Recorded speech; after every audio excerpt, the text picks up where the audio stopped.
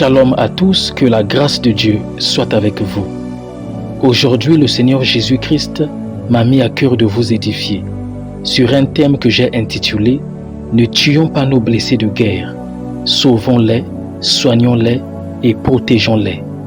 Bien-aimés dans le Seigneur, en tant que guerriers et guerrières du Seigneur, vous savez que nous sommes chaque jour en guerre, dans une guerre spirituelle contre les forces du mal. Et nous avons 3 ennemis que nous devons combattre chaque jour. Le premier ennemi, c'est la chair. Nous devons lutter contre la chair afin de ne pas accomplir les mauvaises œuvres de la chair qui se manifestent par nos péchés. Le deuxième ennemi, c'est le monde. Nous devons faire preuve de vigilance afin de résister à la séduction du monde en s'attachant fermement à Dieu. Et le troisième ennemi, c'est le diable, qui est notre adversaire par excellence, qui agit par la persécution et la séduction. Il est important, bien-aimé dans le Seigneur, de rappeler que la guerre spirituelle entre l'homme et le diable a commencé dans le jardin d'Éden et ne se terminera que lorsque le diable sera jeté dans le temps de feu et de soufre, tel que c'est écrit dans Apocalypse 20, verset 10. Bien-aimé dans le Seigneur, une bonne vie spirituelle est exigeante et ressemble à un combat avec des moments glorieux et des temps de souffrance. Il y a donc des personnes qui peuvent passer par des moments glorieux ou par des moments de souffrance. Nous devons donc soutenir ceux qui traversent des situations difficiles, car une armée désunie ne peut remporter une victoire. Dans une guerre, il y a également des blessés. Il y a parfois nos frères ou nos sœurs qui tombent au front sur le champ de bataille à cause du péché, parce que leur esprit n'a pas su dominer la chair. Il y en a aussi qui tombent par la persécution et par la séduction du monde, parce qu'ils ont été spirituellement faibles. Et nous qui sommes forts, nous devons supporter les faiblesses de ceux qui ne le sont pas, tel que l'apôtre Paul l'écrit dans Romains 15, verset 1. Et il nous dit encore dans 1 Corinthiens 9, verset 22, « J'ai été faible avec les faibles, afin de gagner les faibles. Je me suis fait tout à tous, afin de sauver de toute manière quelques-uns. » Amen. Jésus-Christ parle à l'Église par cet enseignement. Ne tuons pas nos blessés de guerre, protégeons-les, sauvons-les et soignons-les. Bien-aimé dans le Seigneur, tu ne dois pas te moquer de ton frère ou de ta sœur qui tombe sur le champ de bataille. Tu dois le sauver et le soigner par des paroles qui fortifient, qui donnent de l'espoir. Tu dois protéger ton frère ou ta sœur contre l'ennemi qui l'a mis à terre. Ce n'est pas l'occasion pour toi de l'achever, car en agissant ainsi, tu ne fais que permettre au diable de gagner du terrain. Ce n'est pas en étant égoïste, en étant seul, que tu pourras faire face à l'ennemi.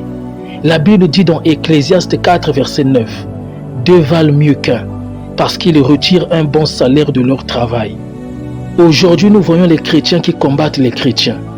Où est cet amour que nous prêchons? Vous verrez des gens qui adorent Dieu à l'église, mais qui haïssent à l'église leurs frères ou leurs sœurs.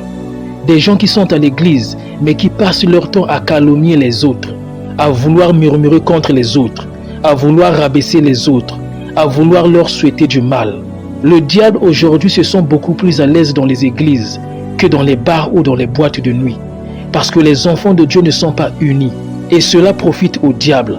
Nous passons notre temps à nous réjouir du malheur des autres, tout en recherchant la face de Dieu, en ayant de fausses étiquettes de serviteurs ou de servantes de Dieu. Quel est donc ce Dieu que nous servons, corps de Christ? Ne soyons pas en guerre contre nous-mêmes. Nous sommes en guerre contre le diable et ses agents, qui sont d'ailleurs mieux organisés que nous. Ne tue donc pas ton frère ou ta sœur par les critiques parce qu'ils sont tombés ou parce qu'ils vivent dans les péchés. Jésus-Christ n'a pas critiqué les pécheurs.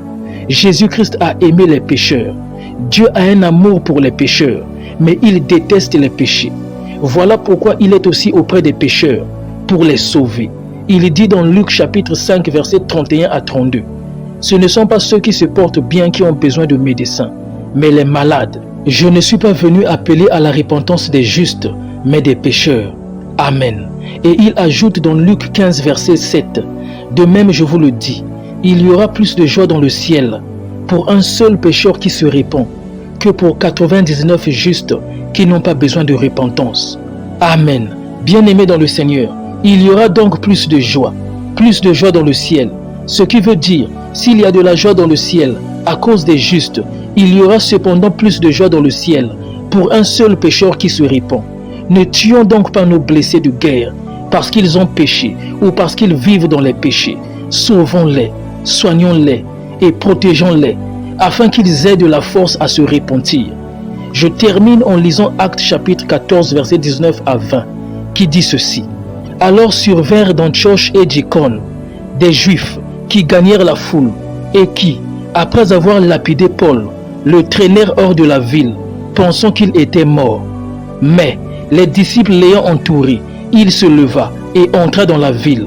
Le lendemain, il partit pour Derbe avec Barnabas. Amen.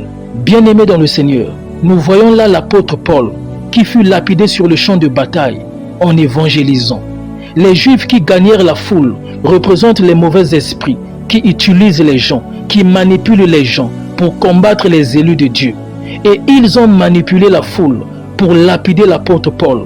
Combien d'hommes de Dieu aujourd'hui ne sont-ils pas lapidés par les calomnies?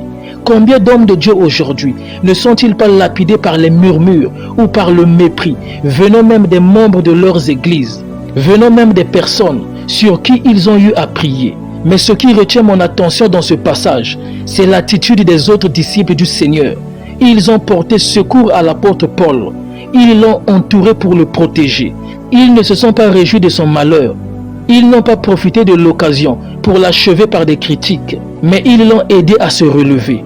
Car il se peut que nous puissions tomber sur le champ de bataille. Les disciples n'avaient pas raisonné en disant « Pourquoi Dieu ne t'a pas protégé ?» Mais ils l'ont aidé. Bien-aimés dans le Seigneur, ne tuons pas nos blessés de guerre. Sauvons-les, soignons-les, protégeons-les. Soutiens l'œuvre de Dieu, soutiens la mission de Dieu, soutiens tes frères, soutiens tes sœurs qui sont sur le champ de bataille avec toi. Partout où tu as écouté cet enseignement, que la grâce de Dieu soit avec toi. Que Dieu te bénisse. Amen.